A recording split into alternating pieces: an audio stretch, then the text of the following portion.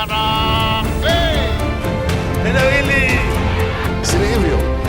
ni matatu. Ladies and gentlemen, good evening and welcome back to our channel once again. And it is my hope and prayer that the video is going to find you guys in good health. Personally, I am fine, as you can see. Kisumu is fantastic, and maybe you could also let me know where you're watching the video from, the county or the country, in case you are out of the republic. Ladies and gentlemen, the fate of William Samoei Arap Ruto lies in the hands of one man, Rigathi Gachagua. How Rigathi Gachagua is going to behave between now and 2027 will determine whether William Ruto will be one term or not. I want to give my commitment and that of my team and our supporters, and there are many, they are in millions, that we are part of this team and we'll walk this journey together to liberate this country. And we shall make whatever sacrifices necessary to make sure that William Ruto is a one-term president. If Rigathi Gachagua will be on the ballot in 2027, I can assure you, William Ruto will find a way of sneaking back into the presidency. Scenario when we have a clear, wide margin that William Ruto has been beaten by. If it is close, he will try everything to ensure that he does not accept the results and he does not hand over. But if the gap is wide enough, he will go home whether he likes it or not. He will hand over whether he likes it or not. So the Gen Zs, I plead with you. I know that there are those of you who are saying we can't work with these old fogies. We are going to find our own Gen Z's party. We are going to have our own Gen Z's president. Now you're playing into William Ruto's hands. The minute you divert the Gen Z vote and it goes on their own, we go on our own, William Ruto will have an opportunity for our second term. So if you want to go your own, know that you are playing into a two-term agenda. If you want us to come together and remove William Ruto, then the one-term agenda will be real. The good governance we're asking for will happen. Accountability will come and corruption will stop and abduction of the young people will stop. It has happened before. William Ruto will find a way of sneaking back into the presidency because someone like Kalonzo Musyoka will be forced to be on the ballot. He will feel betrayed. Someone like Fred Matiang'i will be on the ballot. And surprisingly, Gatanga member of parliament just texted me a few minutes ago after watching my previous video. And he asked me that, Lee, how sure are you that Kalonzo Musyoka cannot agree to be Rigathi Gachagua's running mate? The truth is, in that video I had explained that there is no way Kalonzo Musyoka's bid will be viable without the support of one man, Rigathi Gachagua. And that if Rigathi Gachagua were to decide to run, Kalonzo Musyoka will move and work with William Samoei Arap Ruto. Wakili, that's a very good question. And probably I will do a comprehensive analysis about it. Why I strongly believe that Kalonzo Musyoka will not agree to be Rigathi Gachagua's running mate in 2027. So how Rigathi Gachagua will operate between now and 2027 will determine whether Ruto will be one term or not. Saa hii huyu Raila Odinga akimwambia Ruto amuoshe miguu atamuosha. Because amekwama. Ni kama mgonjwa akiwa katika ICU ako kwa life support machine. Life support machine ya William Ruto today ni Raila Odinga. Ikizimwa kwisha. And it is because yeye alitudharau. Akifikiria sisi ni watu tu kawaida. Sasa yeye ni minority. Hii uchaguzi sisi tukiweka candidate yetu, hii mzee aunge mkono kama atamuunga mkono, mwingine asimame, William Ruto atakuwa namba 4 ama namba 3 akijaribu. I want to tell you, because yeye alifika kiwango when my people walimpigia kura akafikiria yeye ndio kiongozi ya watu ya mlima, na tulimuonea huruma tu, kwa sababu tuliambiwa yeye ni mtu ya Mungu. Yeye alilia, alikuwa anafunga kuku, akatudanganya mpaka hao mabishop akadanganya kila mtu. Sasa akafikiria yeye ni mwerevu kuliko kila mtu. So please, I have come with one message. Please, my people, this thing is done, is finished. Only one thing, let's stay together. Ndio naona wanalala wakiandika mapost kuattribute to Senator ya Kitui, wanajaribu kutugawanya. Wanafikiria sisi ni wajinga. We are not stupid. Sisi ni watu ambao tumesoma. But Rigathi Gachagua is determined to make William Ruto a one-term president. In this video, I want us to look at Rigathi Gachagua's game plan, which he intends to use to destroy William Ruto ahead of 2027.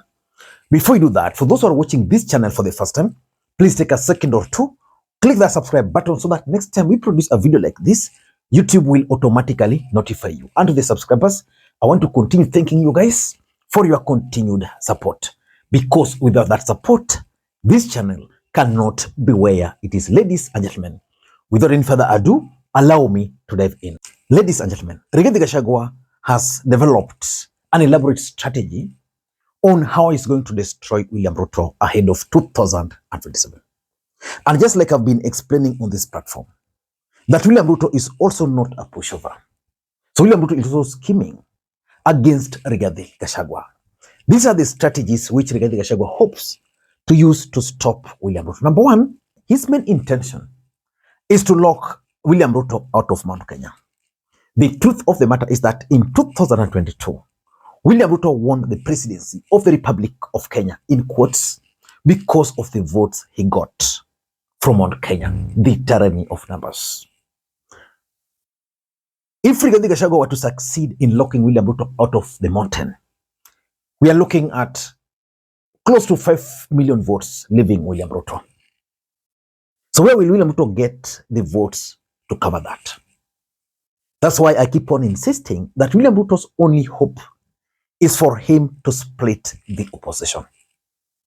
And if you've been keenly following the political developments in the Republic of Kenya, especially in the mountain, and that's why probably Wakili Edward Murui, the MP for Gatanga, texted me that message.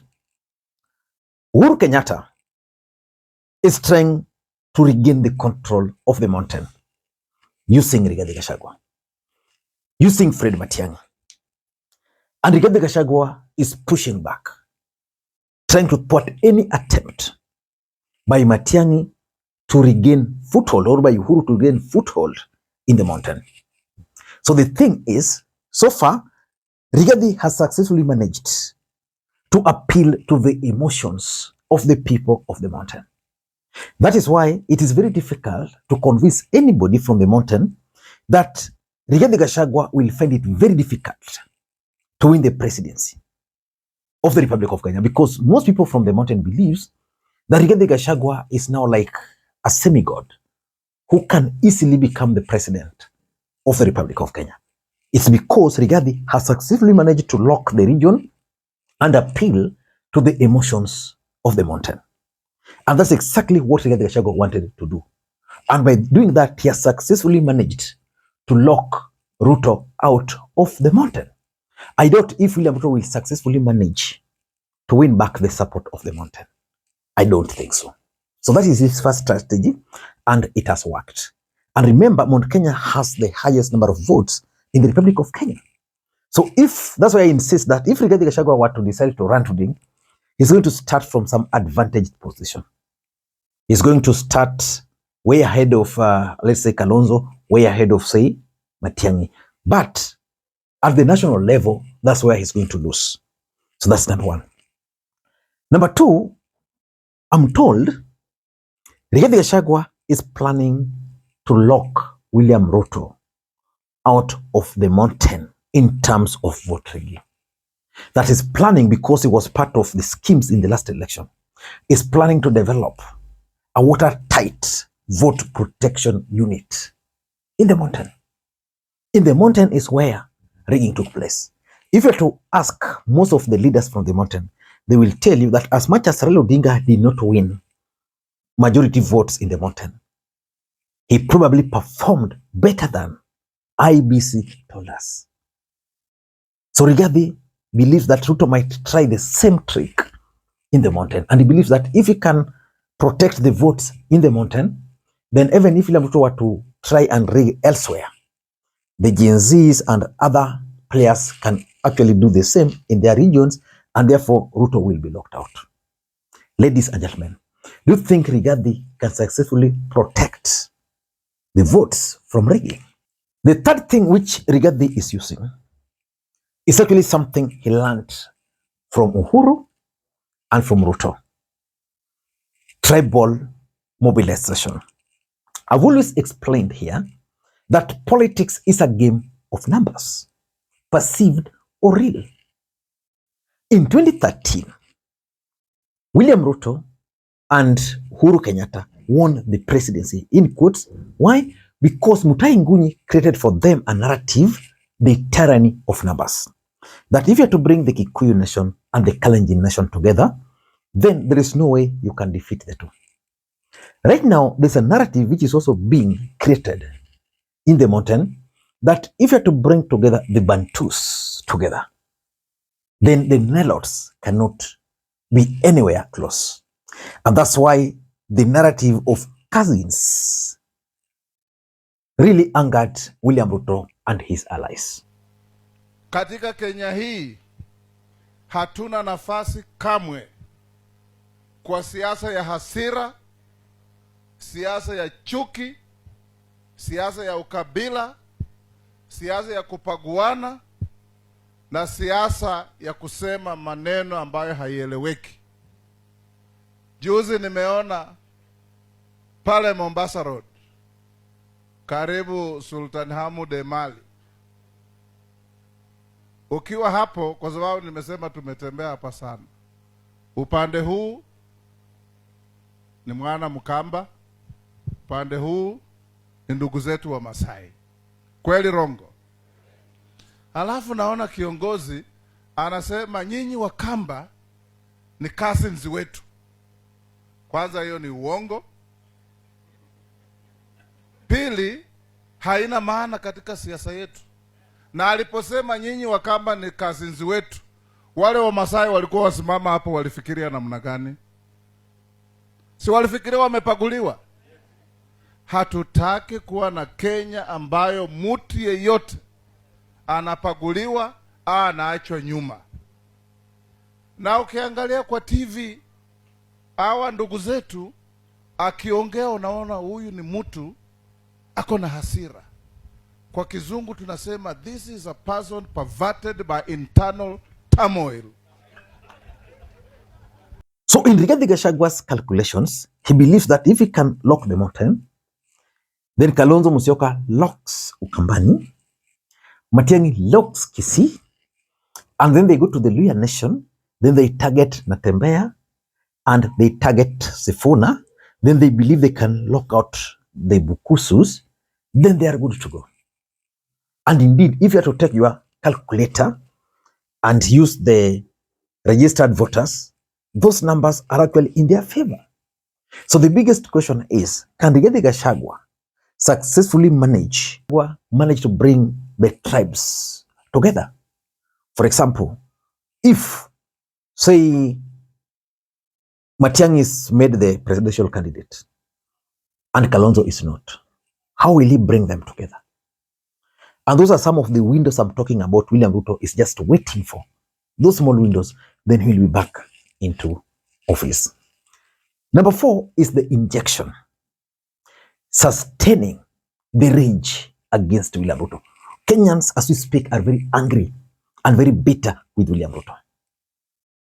Today, there's this story of SHA, how some hospital in Wajir got 60 million Kenyan shillings from SHA.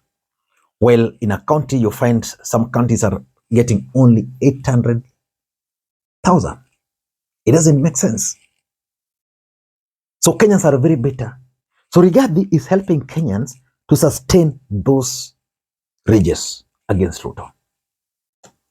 And that's why every time Rigathi opens his mouth, William Ruto is actually running into hiding, sustaining the rage. And lastly, you see, there's the Gen Z factor in 2027 politics.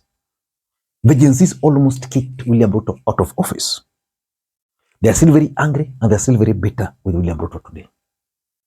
The Gen Zs don't want anything to do with William Ruto and Raila Odinga. Rigathi is trying to appeal to them. The only thing is, he's yet to find the formula. Ladies and gentlemen, do you think Rigathi Gachagua can actually stop William Ruto in 2027? Let me read the questions let me read your answers, because I'm really interested in knowing whether Rigathi Gachagua can actually decide to support, let's say, Kalonzo, or let's say, Fred Matiang'i. Until that time, this is Makwiny. Bye-bye.